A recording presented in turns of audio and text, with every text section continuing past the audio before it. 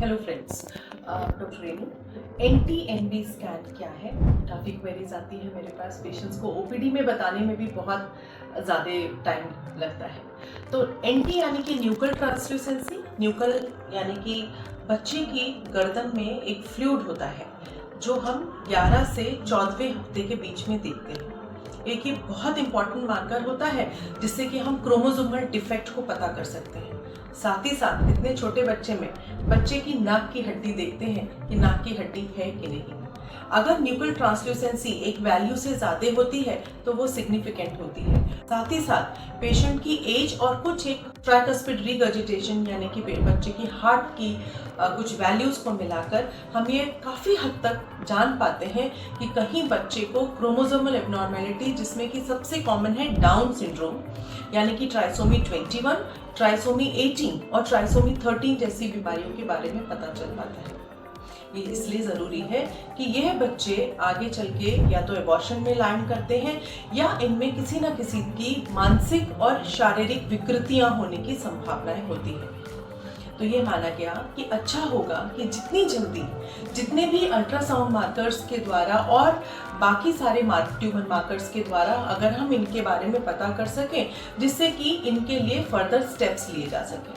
तो अगर किसी भी पेशेंट के गर्भस्थ शिशु में NT और NB में कोई दिक्कत पाई जाती है तो फर्दर हम उसको एक जेनेटिक काउंसलर के पास रेफर करते हैं अगर ज़रूरत पड़ती है, और साथ ही साथ उसका हम लोग डुअल मार्कर टेस्ट भी 11 से 14वें हफ्ते के बीच में कराते हैं। अगर उसमें फिर से जो हमारा बीटा HCG और बाकी सारे 4 हार्मोन्स होते हैं उनको देखा जाता है, पैपे और बीटा HCG देखकर अगर ये पता चलता है कि बच्चे को ये रिस्क ज़्यादा है तो जेनेटिक काउंसलर के पास भेजा जाता है। वो अगर ठीक समझते हैं तो ऐसे बच्चों की NIPT टेस्ट या एमनियोसेंटेसिस करके देखा जाता है।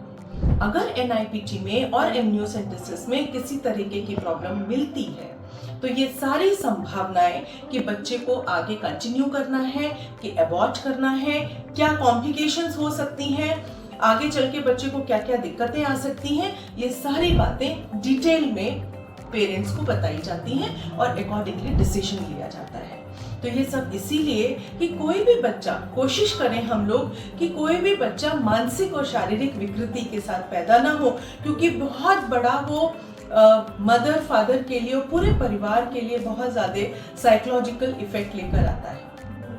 इसके लिए ये बहुत ज़रूरी है कि हम NT-NB स्कैन भी करें, साथ ही साथ टीफा स्कैन जो हम लोग 18 वीक्स में करते हैं वो भी करें। और अगर पॉसिबल हो, अगर आप अफोर्ड कर सकते हैं तो कोशिश कीजिए कि फीटल इकोकार्डियोग्राफी यानी कि बच्चे की हार्ट की जांच 24 वीक्स में भी अवश्य कराएं। ये सभी कराने से काफ़ी हद तक परेशानियां हम पता कर सकते हैं। इनमें से कुछ भी कंपलसरी नहीं है, बट ये सभी बातों से आपके गर्भस्थ शिशु के मानसिक और शारीरिक रूप से स्वस्थ होने की काफी हद तक सांत्वना मिल सकती है। और यह भी बहुत ज़रूरी है कि सही समय पर इन टेस्ट को कराएं। समय में निकलने पर हम NT-NB 14 हफ्ते के बाद नहीं कर पाएंगे। 20 हफ्ते के बाद आपका जो है क्वाड्रुपल टेस्ट और लेवल 2 टीफा स्कैन कराने से कोई खास फायदा नहीं है, क्योंकि अगर मान लीजिए कोई परेशानी आती भी है तो गवर्नमेंट के रूल के हिसाब से हम एबॉर्शन 20 हफ्ते और 24 हफ्ते तक ही कुछ कंडीशंस में कर सकते हैं, 2 गायनेकोलॉजिस्ट या 2 डॉक्टर्स अगर उस बात को बताते हैं तो। इससे पहले मैंने अपने वीडियोस में आपको एनेनकेफली न्यूरल ट्यूब डिफेक्ट्स के बारे में भी बताया था।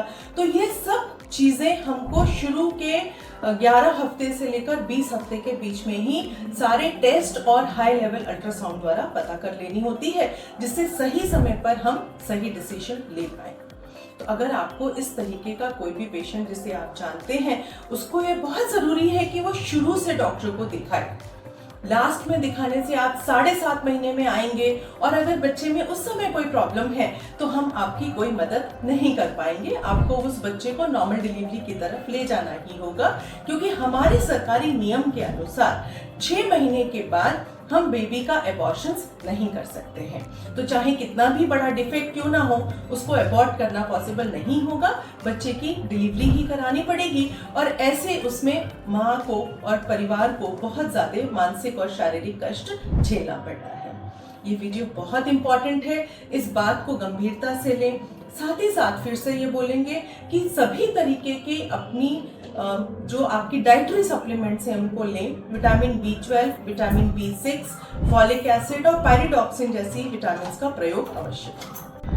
तो ये बहुत ज़रूरी है कि हम इन सभी परेशानियों के बारे में जागरूक हों, जिससे हमारी आगे आने वाली नस्ल स्वस्थ, सुंदर और मानसिक और शारीरिक रूप से उन्नत हमको मिले।